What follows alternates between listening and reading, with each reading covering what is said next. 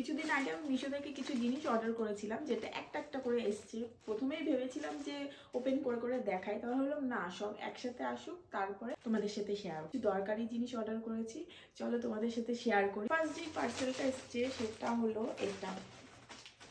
এটা আমি আগে খুলে দেখেছি যে জিনিসটা আমার ঠিক এসছে নাকি।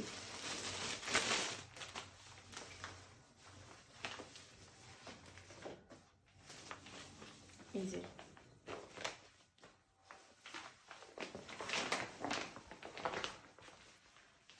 এটা একটা লেহেঙ্গা ব্যাগ। এটা 200 কত টাকা পড়ছে, তো দুটো নিলে 200 সামথিং, 20-25 টাকা বেশি।